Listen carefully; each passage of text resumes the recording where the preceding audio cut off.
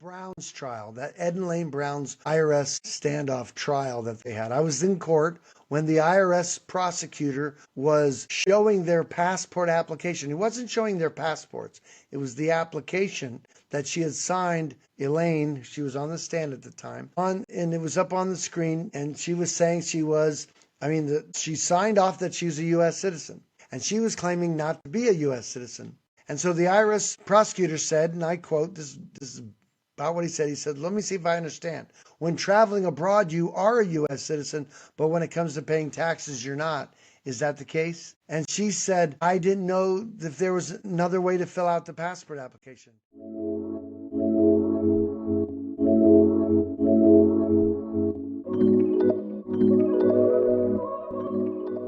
I've been listening to a lot of Freedom Law School these days, and what I've learned from Paymon is that is a hell of a power tie he's wearing. I got to get myself a power tie like that.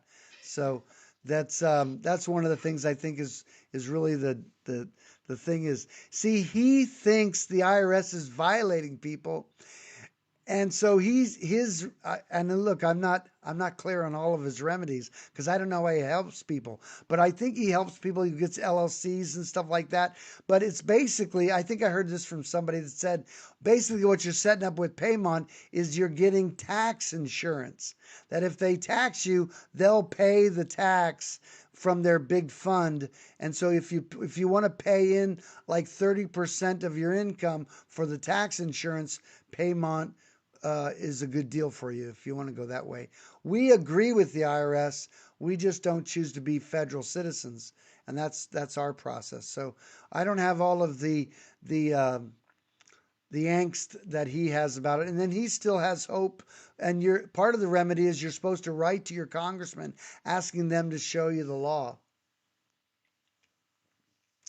If you take my class, you'll see that the law is the Constitution. That's what's empowering the federal government to do the income tax, the Constitution.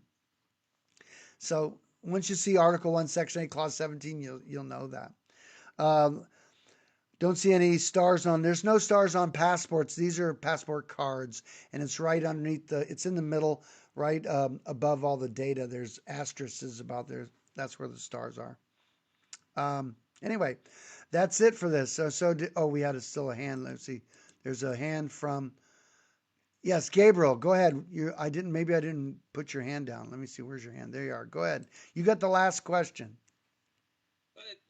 It's not a question. I just wanted to make a statement. Oh no, we don't take statements here.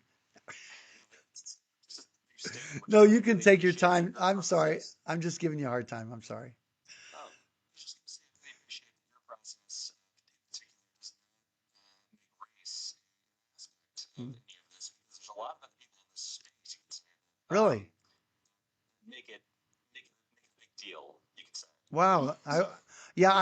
I find especially governmental conversations about skin color, I find it offensive.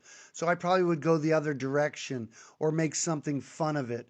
Because look, if the founders would say all men are created equal, they're endowed by the Creator with certain inalienable rights, it puts everybody all in the same kind of category. And even though in the Declaration it says all men are created equal, it's men and women, it's mankind, that kind of thing. So and again, that's biblical that, what Christ, that everyone has the same access to the Almighty in that regard. Skin color is a visible way of weak people making distinctions of others because they don't want to deal with anything of substance. So that's sad to me in some, but I appreciate you saying that. I usually will speak against that stuff when I see it show up legally. I find it especially if white people are saying that some good things coming to them because of that. And I find it funky. Okay, Ama's, how did you get the last word on here? Okay, Ama's got the last word. I always get the last word, sorry. No, I'm just saying that it's a bigger game that they're playing when they get you pitted against each other for black, white, or male, female, or, Democrat, Republican. It's a bigger game. It's a psyop. That's great. And the more that you do your own research and the more that you learn, like, I can't tell you how much I've learned under you. Cool. And how much it makes so much more sense now than it ever did. Cool. And like I could figure stuff out now, right? So Awesome. the Well, process is the process. You know, you start to mm, focus your attention mm, on what's really going on and you start to get it and then you go, okay, this is how I get out of it. You know, cool. this is how I stand in it. Yeah, everything is up for your scrutiny. There's nothing that's not open for your scrutiny. You take your time. When someone wants to say something, oh, this is a thing, like we used to do with the Bible. It's like, I mean, I would deal with Christians that say, like, this is what they say. God helps those that help themselves. It's like, chapter and verse, because I don't know that's in there. And so when someone asserts, some governmental thing, you just like, who made up that rule? Listen, there's an excellent read. It's on the website when you take the class, The End of All Evil. It's a real simple book. You can share it with your kids. Um, it's wonderful principles about freedom, and it's a lovely freedom primer. It's called End of All Evil. It looks like yeah, it looks like this. And again, this is a cover for it, but it's a real simple book, easy enough for kids to read and understand. Um, so that's by Jeremy Locke. So, all right. Well, we're going to wrap up tonight's call, and I suppose we'll be on for next week. I'm going to do an international call dealing with people from Australia, Canada, the UK, and dealing with income tax liability and all that. We're going to talk principles about that and see if they want to enroll some people into those processes. Um, and then what else was there? Yeah, so we'll probably do. We won't be broadcasting on YouTube when we do our calls next week, but we'll do the client call and then we'll do the open call like this. I thank you all for being on. I appreciate you and look forward to seeing you. We're stepping up our game and streamlining our work so we can help people in a better way. And so, all right. Thank you so much for being on. We'll talk to you guys later. All right. Take care. Bless you. Bye bye. Good night. Bluey. All right. There we go. So we're already live. Is that right? All right? Well, hey, sorry to ignore you while I was closing out our open call. We do that. It seems bright in here. I think this light doesn't usually go on. Let me turn that one off. Hold on. Let me just see if I can turn that one down. See if that helps wash some of the bright out because these are pretty good cameras. That's a little better. Um, but yeah, so each week we'll do a client call at 7 o'clock on a Wednesday, and usually it goes an hour or so, and then that way clients can, you know, ask questions and do things like that. Then afterwards we do that open call where people will come in and ask questions, and we try to be as frank uh, with um, with people and give them, answers that are going to help them determine whether this is a process for them. And yeah, the pathway to freedom is responsibility. The more you take on the responsibility for yourself, your care, your economy, things like that, the freer you'll be. I remember talking to people about their business and whether how well it's doing these days and all that. I always say um, we don't participate in the economy. Okay, that's all. Yeah. So, see, the Creator, God will always bless the righteous. And so you can just have that mindset that, you're doing your own thing, you're creating your own reality. Listen, every time you are giving and creating value for someone else, anyone else, it's a way to, people will pay for you to add value to their life and in whatever category that may be. I'll give you an example that I just think is extraordinary. I think it was on Facebook or maybe it was YouTube. I don't remember. But this guy is taking these high end sneakers, um, and he was just asking people for them. He says, "Can I do this up?" And he'd make arrangements that he can get the sneakers. And I think what he did was he would buy another pair, so in case they didn't like it, he could give them another pair. But he would do up all the He would just do amazing detail painting of the shoes, and he figures out how to deal with the leather and all that. Makes the shoe, and it's still a brand that they like, makes it one of a kind. And so now he was doing that, and he had his videos, and people were watching. I was sending them all. I was like, this guy's doing this craft like nobody else. And then he would start reaching out to these stars, and uh, and then he would do that for them and gift them this, um, because they liked them. And these stars were like, just they were just overwhelmed by the beauty of what he was doing. And he just created this niche he was doing. I guarantee you that he would have people reaching out to him say, I'd like a pair like that too. Can you do this? And he would ask questions about them and things they liked and stuff. And so I guess in his questionnaire, when learning about the people, he could add those details in this. I mean, this is creating value for people. They like it. And you can do that in any category of life that you love and that you want to be a part of. So, and then add that you can have a website, i.e., Facebook or YouTube or whatever, that you can broadcast to the world at little to no money. And then you have internet, so you have access to the entire planet to where you don't even have to touch product. You can sell product that you list. They'll give you the money. You can buy it, and then they'll drop ship it over here. Never even handle the product, mark it up, make it available. You're making money. You don't even touch the product. It's just amazing.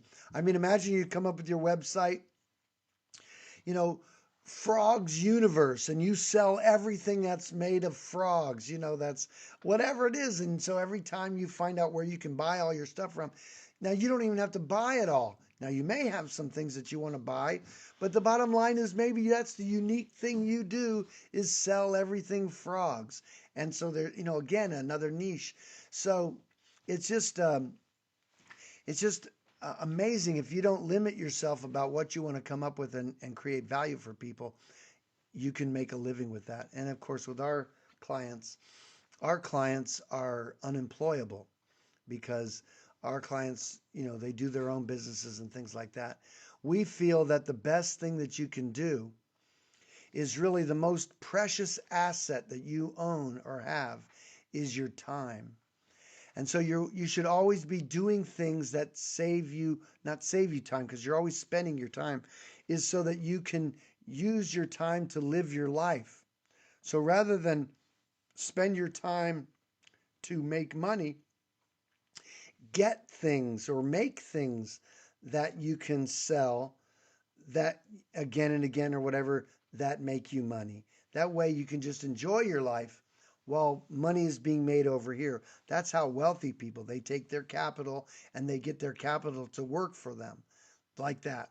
And whether you own the company, you might not, and it's okay if you own a company and you're the operator, and that's good, but it's not best. If someone else was running it and you just owned it, that's best. You're using very little time, maybe just to manage it on some level. Again, this is how different people think about wealth and all that. But again, we want you to be pursuing your happiness, you know, as opposed to be working for someone else's vision in like a corporate thing, or whoever invented the thing where you're working. You you know they're um, they're in they're down in Miami enjoying the beach. I was thinking, someone that I knew. I mean, it's just kind of one of those quirks. Um, but I had a client, a window cleaning client years ago that had a house, and and they had plenty of money because this brother was the inventor of the cable modem. So he had a couple bucks, so it's astonishing. Like, imagine if you get a piece of every cable modem on the planet. That's just amazing. But that's, again, he's creating this value. And I think that's, I would have never known that, but that's the reality. He's the father of the cable modem. So, and who knows where the technology will go from there.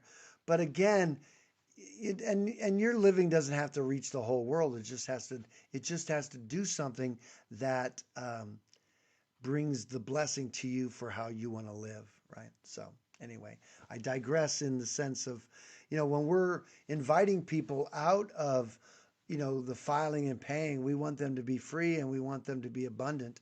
And how you manage your money and how you deal with money is an important thing to learn. I'm endeavoring to learn those same skills as I grow up in what I do. Um, Trying to free up my time and have this work in a way that's a blessing to people and that frees up my time as well. So I'm learning the same lessons everybody else has to learn on this journey of prosperity, and certainly not sending the income tax to the central bankers. I just want to mention how many people talk about withholding their um, income tax because they don't like what the government's doing. Well, you can look up during the Reagan administration. There was a man that had done a study on waste, government waste. His last name was Grace. He created the Grace Commission, in which they studied waste, government waste, and he found that not one nickel of the income tax is used to do or run anything in the government. That it is used, it's taken up and used for interest payments and transfer payments on the debt. So you're working for the central bankers. Well, I wonder whose families are the central banker families, like the Federal Reserve, or like the banks that are bigger than even the Federal Reserve. The International Monetary Fund, and some of those other families that create banking. And to be honest with you, when you really think about and I see that question come up on Facebook where people will say something like, if there was one thing that you could get rid of, or that, what's the one thing that's the scourge of the earth, or whatever the deal is, you know, um, what would that be? Well, I have a tough, close one. One is, I always say that certainly central bankers, banking like the way they do, fiat currency and all, I have to say that that affects everybody everywhere on the planet. That's a bad thing. And I would say that when you're dealing with government, is the fact that governments can create corporations is bad, and that they can borrow money is really bad. Those two things alone are part of what's dreadful. So this, thank you. This will remind people that taxes are due today. Yeah, that's what April 15th is all about. So how many of you are out there, um, watching this or whatever, and have to get down to the post office to stamp your return, but before midnight? And is there a post office open near you up till midnight? I remember demonstrating in Portsmouth, New Hampshire, in front of the post office, which happened to be in front of the federal building that had the IRS in it. And I'd be out there all the way up till midnight, till the post office closed. Then I'd be ready for a beer after being outside all day long. And look, it's in April. Sometimes April's pretty chilly uh, in New Hampshire. But but yeah, so I'd be there early in the morning, and there'd be a lot of business. I remember there was a time when I remember when I first was going to demonstrate. I actually reached out to the city or the town, the city of Portsmouth's um, attorney, and I said, "Do I need any kind of a permit or anything to demonstrate?" He said, "No, as long as you stay on the sidewalk, you can demonstrate. There's no permit needed or anything like that." And uh, and so that was cool. So I knew to stay on the sidewalk. So when I was in front of the federal building, I was walking up and down, and the security guard guy came out and he says, "You can't be doing this here." I go, "Oh yeah, I'm okay." He's like, "No, no, we're gonna call the cops." I'm like, "Okay, just by all means, go for it. Do what you got to do." So again, they never called the cops. Then he came out and was asking for our literature, so we gave him, loaded him up with all kinds of literature. They probably wanted it up, and the IRS probably was looking out the window. But I'd be out there handing out information, um, and handing out constitutions, both state and federal. Just inviting people to make the choice to stop filing. Okay, and this journey that we're on is not a fight. You're not squaring off with the IRS. Matter of fact, we agree with the IRS. We know who they tax and regulate in that regard. All U.S. citizens, regardless of where they live, and resident aliens. And so that's who it says in the instructions. Read, these rules apply to, and they tell you, all U.S. citizens, regardless of where they live. Worldwide, federal citizens. And how do we define U.S. citizenship? The State Department and the IRS defines U.S. citizenship by the 14th Amendment. So, do you claim to be 14th Amendment citizen? You might not. That's a statutory citizen. That's a citizen created by a legislature. Okay? So, citizenship in the you know citizenship in the states is based upon habitation and domicile. That's not residency. It's habitation and domicile. As the courts will define it as that place you intend to return to. So you can travel the world 35 years and eventually end up back where you started. If you were in the military, they would pay you to come back to where you started, and that's habitation and domicile. Even though you're residing all over the planet, you only have one habitation domicile. Usually, that's the place where you would have your driver's license, or that you would vote, or that you would be on a jury. Those are all based for habitation domicile, not residency. Okay. And even when you're talking about in college kids, they were getting college kids to vote in a particular state where they were in college. And so, and the courts were conflating habitation, domicile, and residency like it was the same thing, and it was not. It was well known whether a student had the right to vote. Every student that was paying the foreign tuition, meaning they were out of state, they had an other driver's license. If they were paying out of state, that meant they couldn't vote. If they were living in the state, and this is where their habitation domicile was, they had a driver's license from the state, if you would, then this is where they would vote and not the other way around. That was an easy way, but the courts were favoring the conflating of those terms. So anyway, you know what I don't have on here? I didn't have. I was going to see. This is going to help me. I'm going to go ahead and look on my. I'm going to go on YouTube. Let me see so that I can see how many people are. Let me see how I do that. Let me see if I can do. Um, oh yeah, let's see. I think. Let's see if I can see how. Oh, we are live, right? Okay, there we go. All right.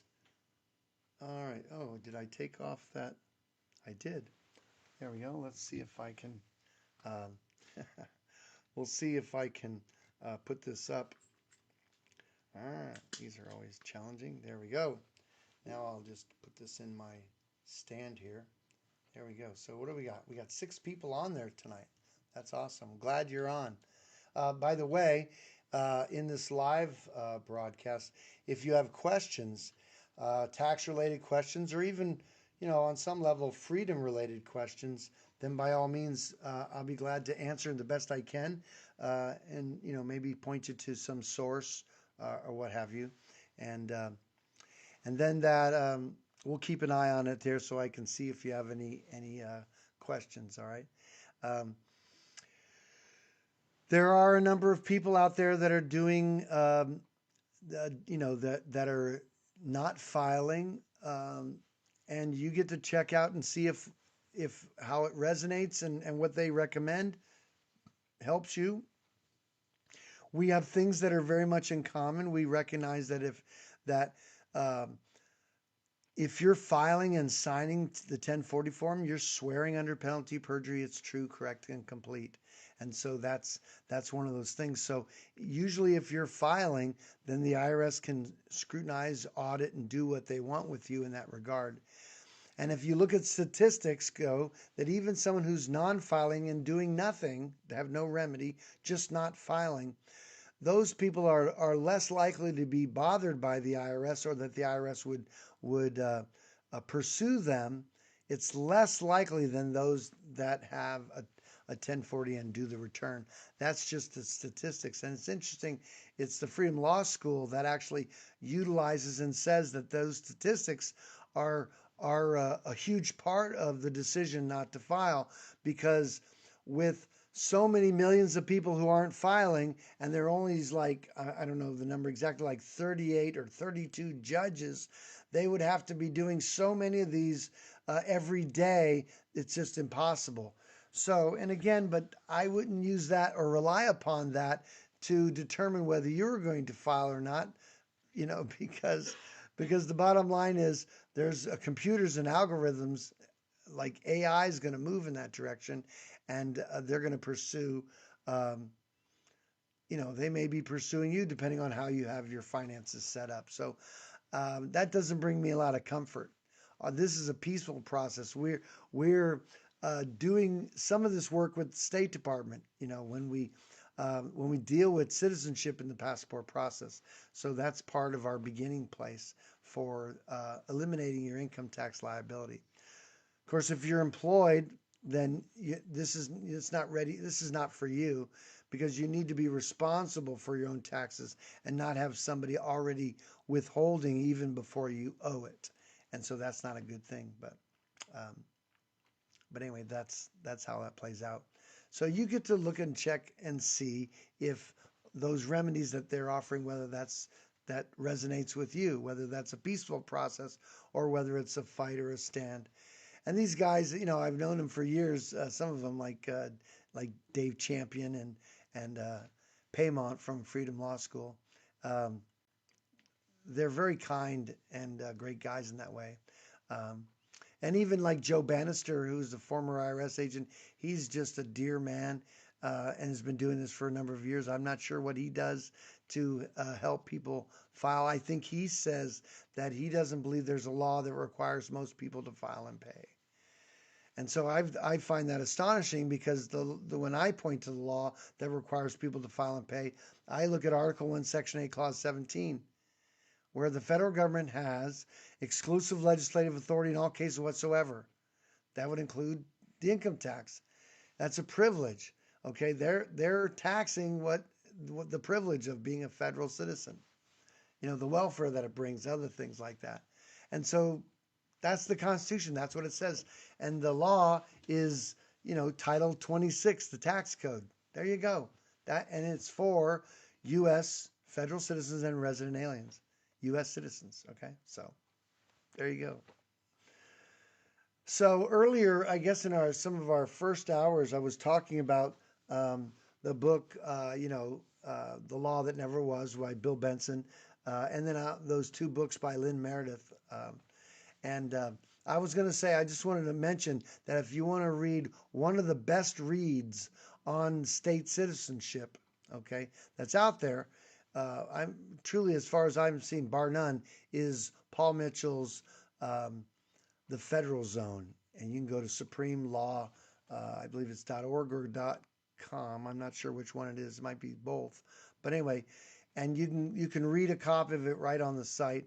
And I think you can order I don't know if he's doing this anymore, but you could order a hard copy for him. There's a donation that he takes for that. But that's one of the best reads for,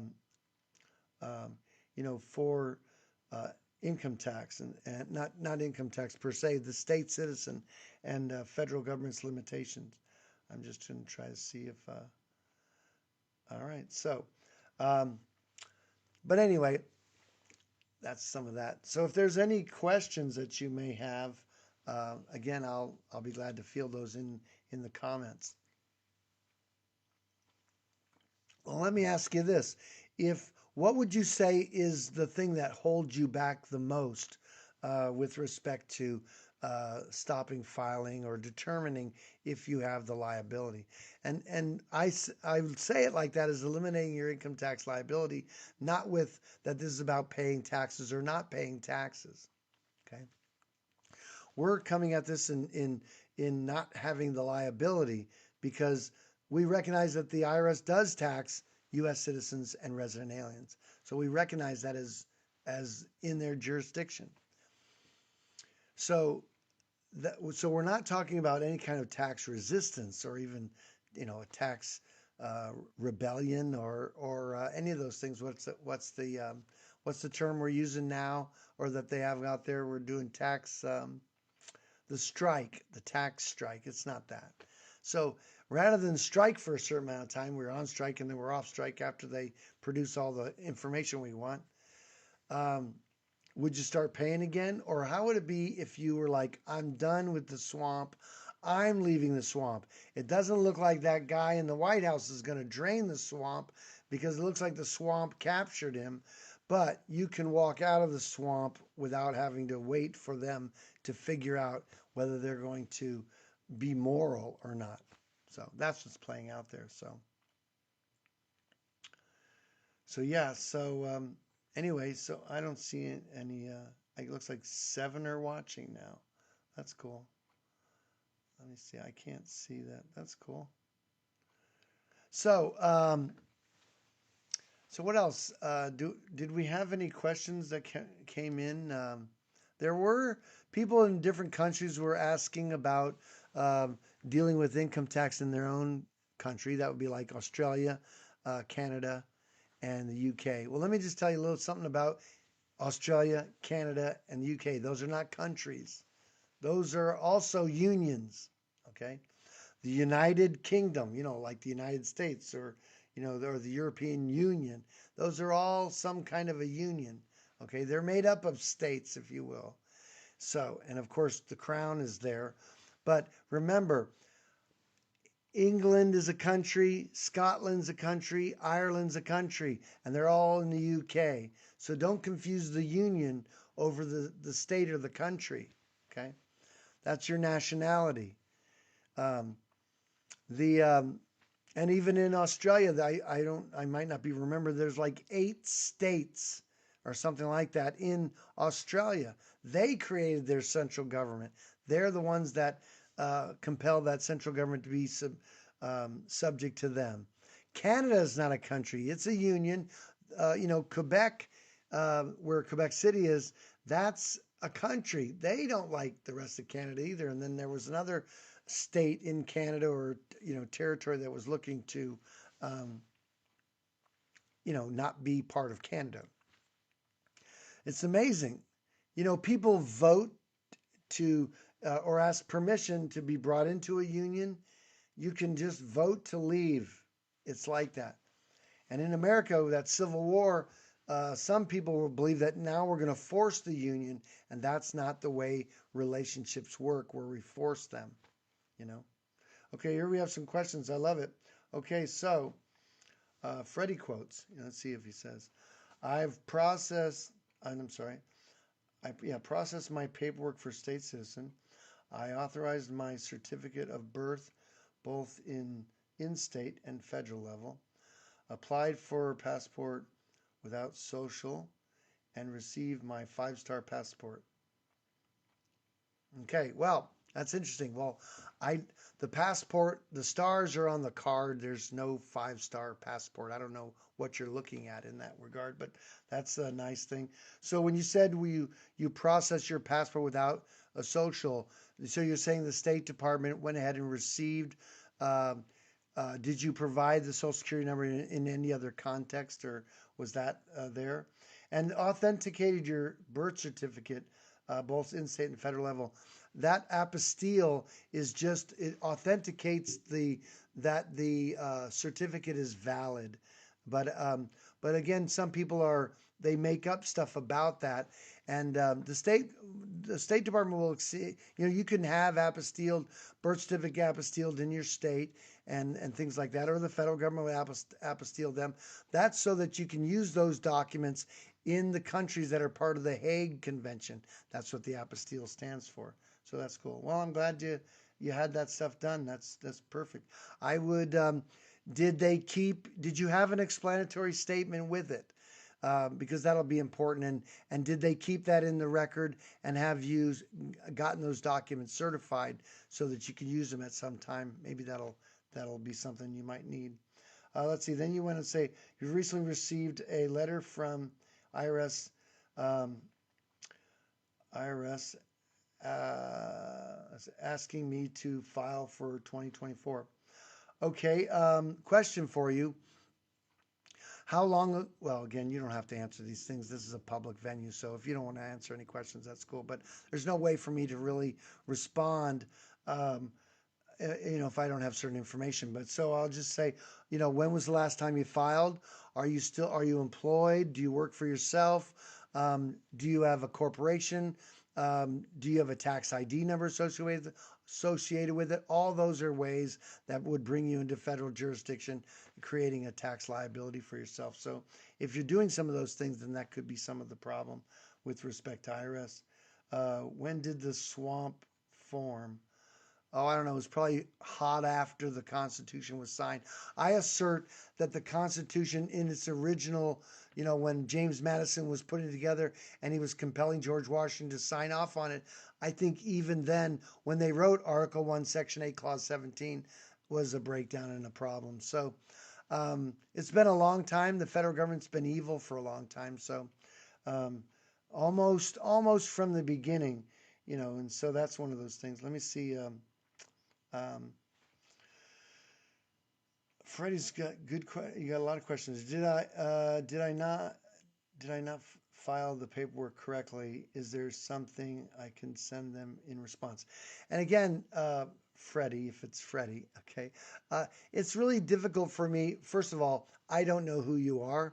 I don't know that. I mean, we don't serve federal citizens, so I don't know if that's what you have there. So it's very difficult for me to, strike an opinion with little information because I would have a lot of questions. Then it would require you to disclose things that you might not want to disclose on YouTube here. So if you'd like to talk, I'd be glad to talk with you. You can email me at statecitizen@destinationfreedom.org and then just say that you would like to talk with me and include your contact information and I'll reach out and give you a call and then we can chit chat about some of that stuff. I can ask you some questions that might open up some possibilities for you. Um, then it says, um, and he says they sent me a letter after I filed the passport paperwork asking for my social. Oh, so when they asked for the social, did you provide your social then? Because we never put the social security number on the application. We've done thousands and thousands of them. We always provide the social on our explanatory statement, right on page one, nice big red letters. And we have a lot of things that we say about the social security number. So we provide the social security number, but it's in our explanatory statement so that we can declare what we believe about it in that regard.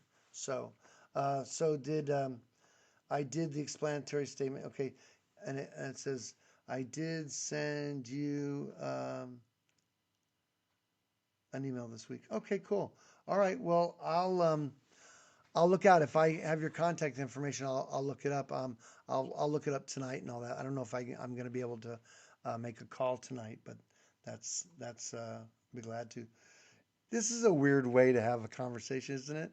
You know, you're typing into the chat, and I don't really get to see you or hear you, so that's kind of odd. Um, but anyway, this is the technology. It's a good thing we're not on the moon. We probably could just talk to each other easily because they're on the moon. So, but we're just having fun. I know, but this isn't like really good. This is streaming. This is considered streaming. Yeah. Well, anyway, I'm old school. I'm not new school. So, yeah, it's always nicer to hear people. Then that way you can see how they're interacting and stuff. So that's kind of wild. All right. So all right. So um, yeah, I'm looking forward to 4 weeks later. You got the card in the mail. That's great. Yeah, they send those. Um, separately. The card follows the passport. They usually mail them in different paperwork and all that. So that's kind of cool.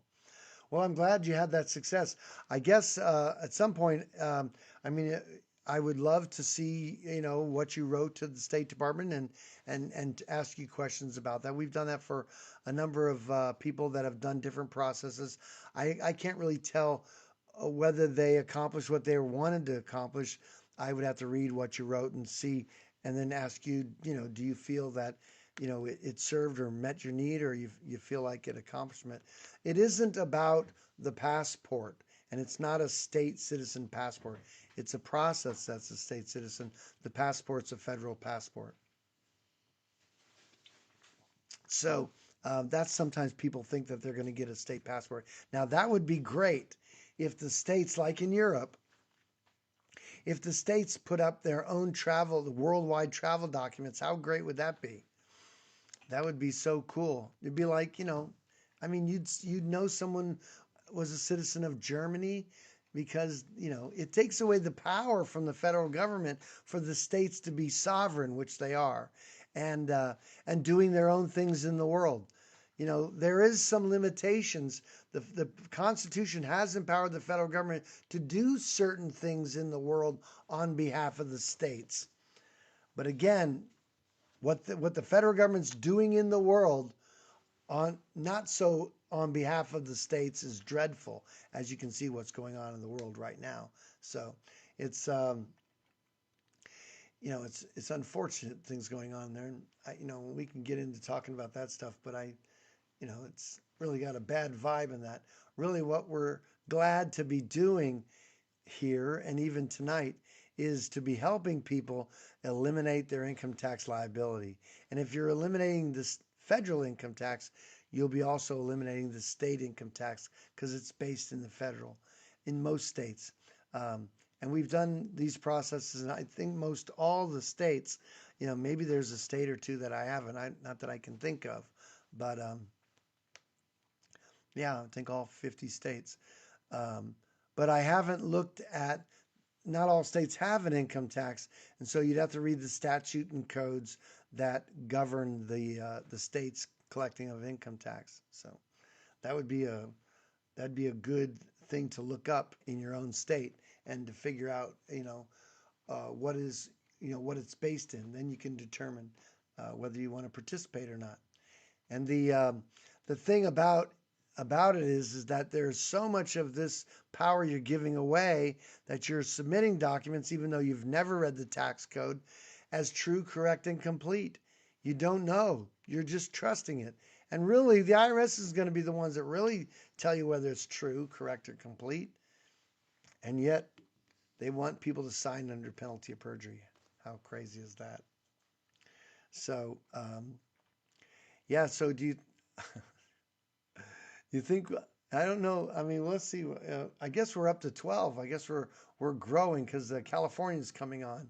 It's early out there in California. People are finishing up their dinner. Oh, you're out there sewing. That's good.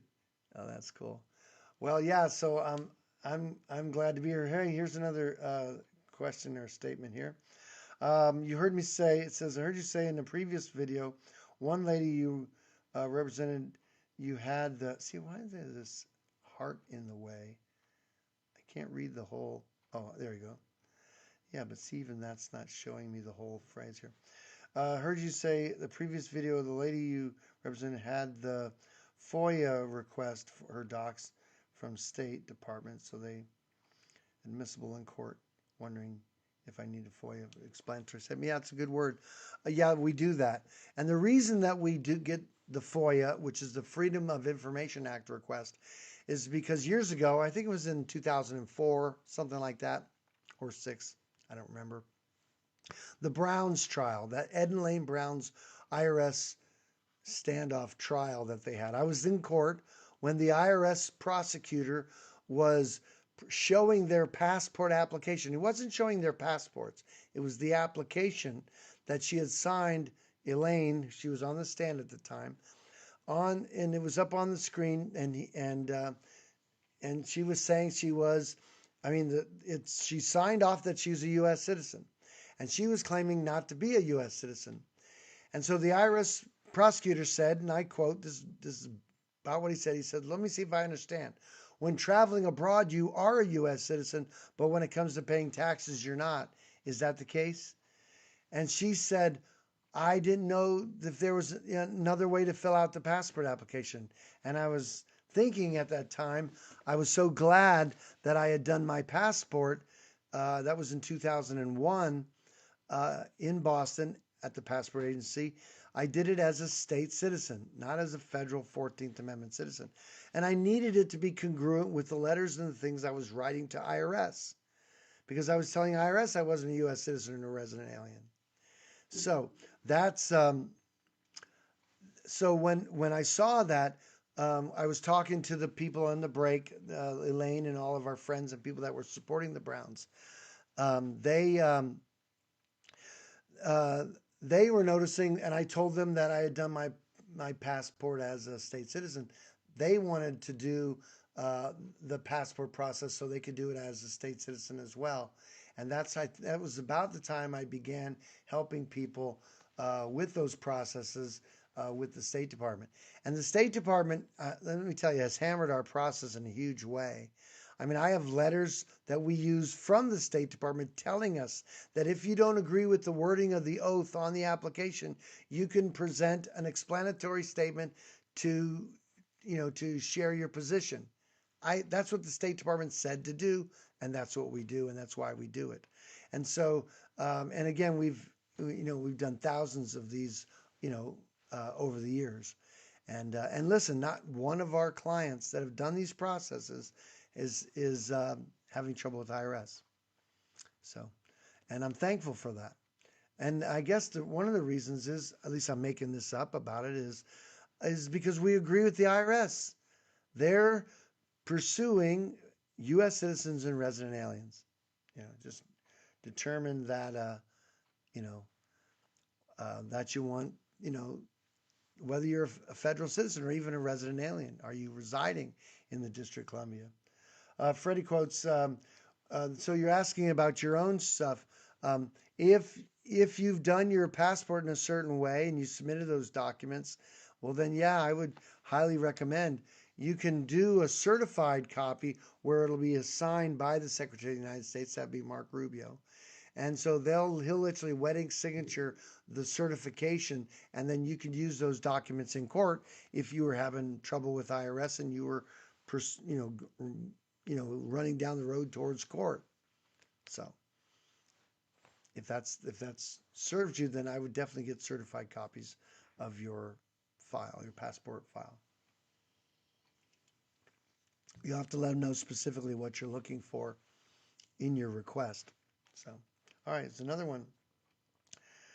Says James Lovett has really good explanatory statement. I can't believe that I can't see this bottom one because I have this heart here. I mean, yeah, see, I wish that would get out of the way, but I can't. That's because it's on my phone. All right. So a guy named James Lovett. Yeah. Um, oh, cool. Yeah, I'm not. I mean, I've heard of James Lovett, but I'm not familiar with his work, so I can't comment on. I'm sure how good it is for you, but maybe I'll have an opportunity. Did you make photocopies of everything you submitted to the State Department for your own record? The nice thing about having certified documents is that'll be in your record too. That'll be really cool. So, all right, yeah, I don't know if I'm gonna have like the longevity to go to midnight. I'm looking over, you know, I mean, to chit chat. I mean, if there's like conversations, you could be coming from, you can open up a lot of different conversations. But what? Yeah. Well, no, one of the things that you talk about guests, I think that that's a great idea. And so in our last email to our clients and such is, I think that's a great idea that we should have guests at least once a month, have a featured guest that'll talk about this experience as well as how they look at things. Now we've had guests and it's pretty well received. So definitely going to pursue that for some of the people that are happy about it. So that'll be uh, that'll be cool. Yeah, well, you can definitely look forward to that. And again, you can go to destinationfreedom.org and you can take a look at our foundational class, our state versus federal citizenship class. Yeah, so that'll be cool. So what else? Because I don't really want to talk about all the political stuff. I don't really, I mean, unless if people were asking me, I guess I would talk about some of that stuff. Everything was copied, and surprisingly, they sent it back. Yeah, if they sent back your explanatory statement, it's not in the record. So, yeah, that's unfortunate. That's a big deal. Um, and we've seen that before where those documents will come back. When our clients they send back the documents, we mail it right back and say this has to remain in the record in order for that record to be valid. Let me tell you another thing that we do.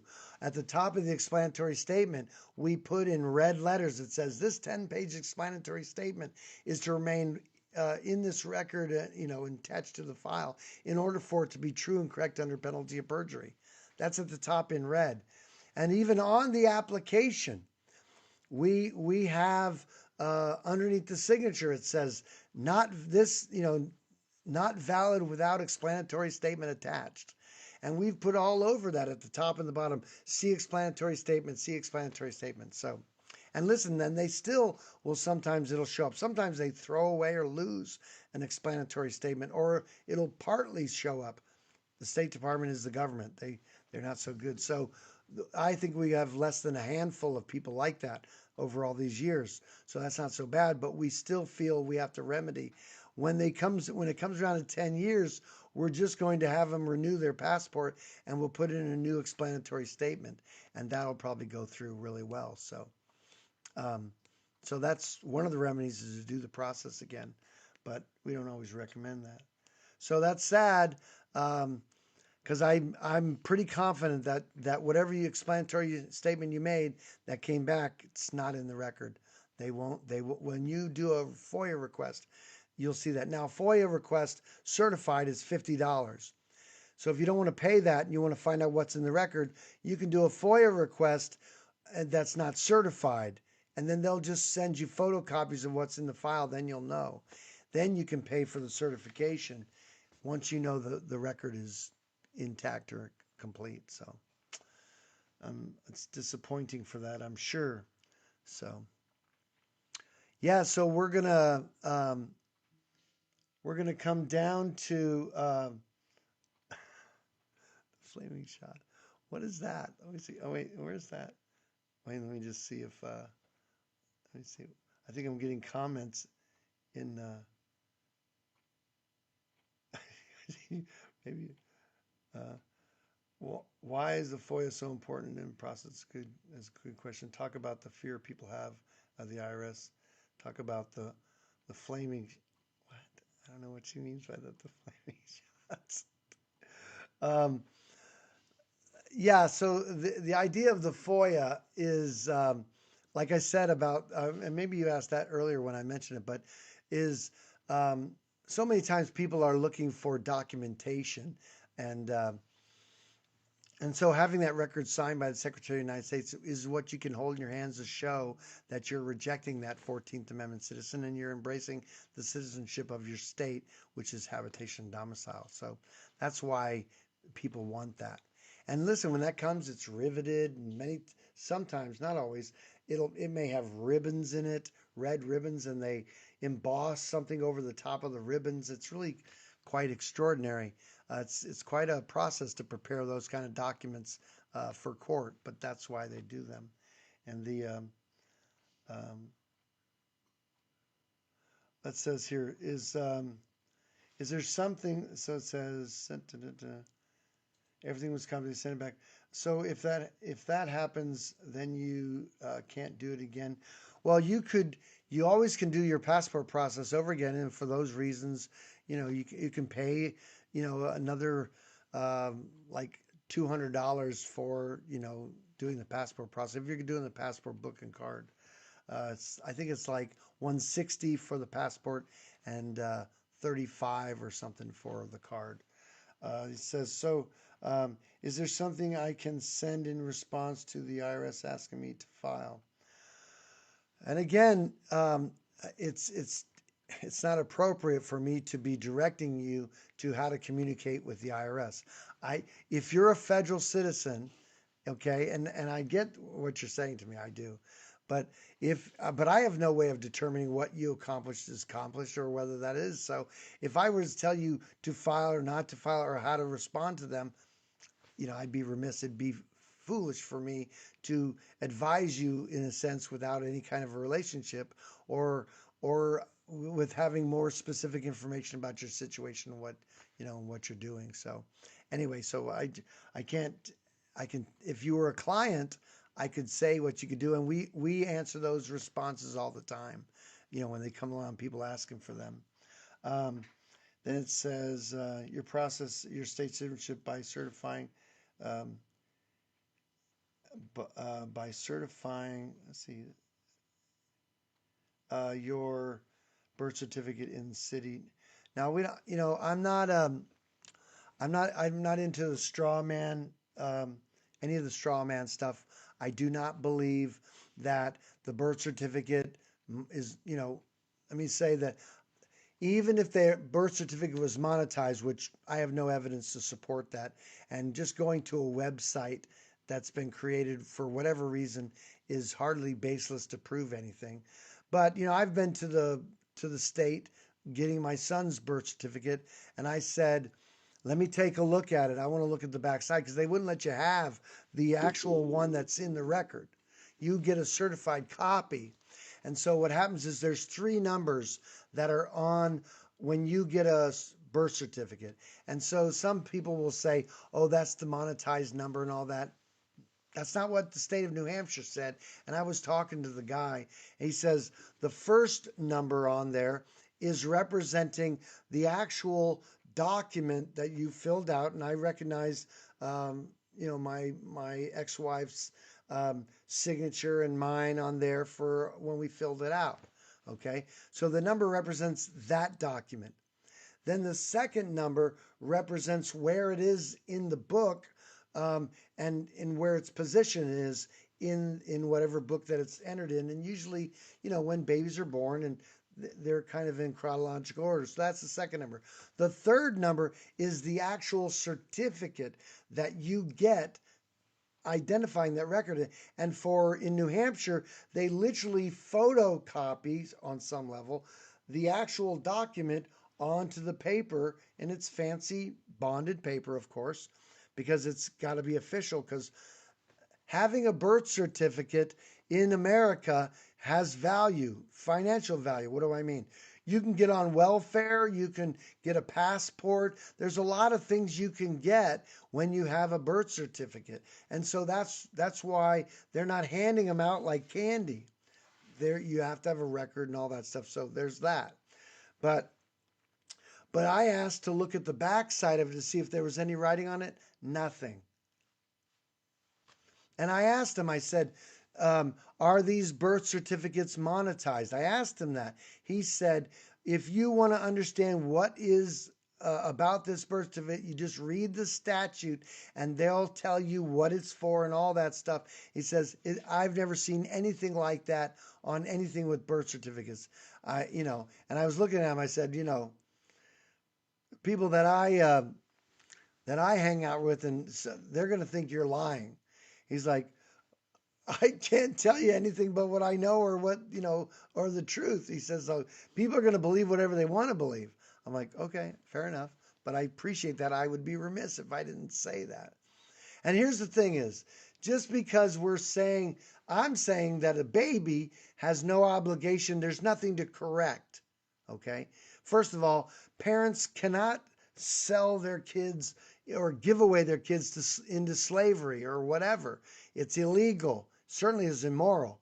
And it's a hell of a charge to charge your parents that they sold you into slavery. I've heard those kind of things. That's not honoring your parents. And no parent's going to do that. No, it's a birth certificate. It's a record of the birth. That's the idea. Now, whether the state monetizes it or not, most states are in debt. So how they do with the monetization stuff, that's funky. And listen, just because I'm saying that the child has no obligation or anything to correct doesn't mean that states aren't funky, that they have weird bonds and they do weird banking things and all that. That's all over the world. That's because banking systems are corrupt. Here's another concept that's out there. What backs the money, the Federal Reserve notes in America, is the full faith and credit of the United States government.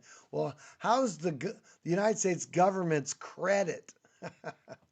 They're trillions of dollars in debt. They don't have a high credit rating. Really? How bad do you have to be a high credit? And when you really want to talk about the full faith and credit of what the federal government can do, how's it going to pay off its debt unless it taxes people? So how's that for the basis? Well, with, they could say that, oh, if you have a birth certificate, you owe the debt. The hell with that. I never signed off on any of their stupid debt. Let those bastards that voted for it, let them pay the debt off. They're the whores after the central bankers. Let them do that stuff. It's not the people's debt. Nobody wants to have a debt ceiling keep raising. You try to be financially like the United States Congress is doing. See if you'd stay solvent. And then there's bankruptcy. Someone was saying, the federal government's bankrupt. Well, no one's told them they keep borrowing money, hardly bankrupt. Take a look at it. We're waiting for the bankruptcy to occur. But but here's the thing about it is it's such an immoral system that the banking system allows people to default on their promises, and they call it filing for bankruptcy so that you can be free of these debt obligations. Well, amazing that the federal government can be as immoral as they are about money, and then they say, well, you too can be immoral about it. So it's astonishing that that's the way it is. And so for our clients, we do a debt discharge service as well. So we'll help you eliminate your federal income tax, eliminate your unsecured debt. And so it's amazing. And we do that based upon the Fair Debt Collection Practices Act. We don't do any A for V or any sort of acceptance for value, which is what A for V is. And we also again, Fair Debt Collection Practices Act. And we do what the government does, which is, we ask them, where did you get the funds that you're saying you lent? Because they didn't get them anywhere. They just created credit. And where's that? Out of thin air. And they're wanting to say you owe them what they created out of thin air. So they're not out anything because they didn't bring anything to the table. But we have some questions that they can answer, and they never do. And so we discharge it, and that's how quick or easy that is. But we do that only for our clients. And that. So let me see some other some of the questions here on YouTube. Is there's let's see here. Levitz knows the blah blah blah. Bad Wolf. Yep, great guy. That's cool. Then it says, you process your state citizenship by certifying your birth certificate. No, we don't do that. We do mention in the process about our nationality. And I was born in Philadelphia, so I'm a Pennsylvanian by birth. That's my nationality. And we have documents from the government that talk about when referring to the natives under the topic of nationality, when referring to the natives of the states, the following forms were used. So if you're born in a particular state, like if you're born in New York State, you're a New Yorker. That's your nationality. If you're born in Italy, you're Italian. If you're born in California, you're a Californian. But don't confuse that with citizenship. I'm a citizen of New Hampshire by choice. I didn't choose to have my nationality be Pennsylvanian. That's what your parents did. So that's nationality and citizenship. They're not the same thing. Some people erroneously want to make like their nationality is their citizenship. That's just false. Um, and it says, do I file a 1040 or claim for exemptions? Are you? Oh, they're having conversations with each other on there. Class. Yeah, it looks like it's this live sounds is asking Freddie, does he file a 1040? They'll say the other person's name. Huh? They'll say the person they're talking to's name. Right, that's what it says on there, at Freddie. Yeah, so that's how. Yeah, I can tell it now. I get that. So here I thought I was. I have a long way to learn these things. I don't do this kind of things on my phone. I do my finger. You know, and I use punctuation. Remember that? So anyway, I'm older than that, but anyway, but that's good. So that's good. Oh, someone was talking about a bot. It says not a bot, just looking for good from people. That's good. Anyway, so that's cool. Um, yeah, talk amongst yourselves. uh, but yeah, so it's an exciting process, and again, it's not a nail biting thing or anything like that. I think it's going to be good. So listen, I think what we're going to do is I think we're going to call it a night because I don't think we're going to stretch this on.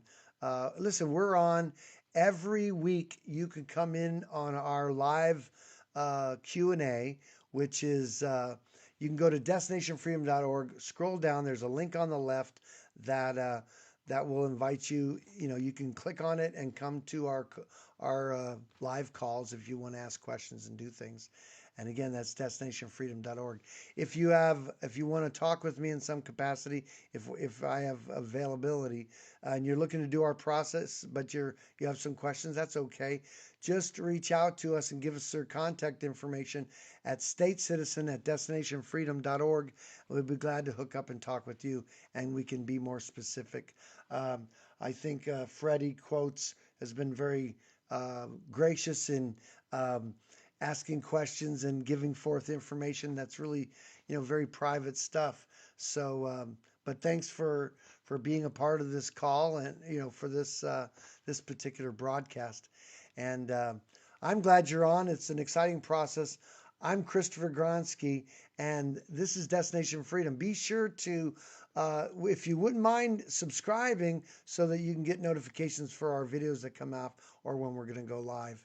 And if this video is okay, please like and and share it. Okay, we'll talk to you soon. Okay.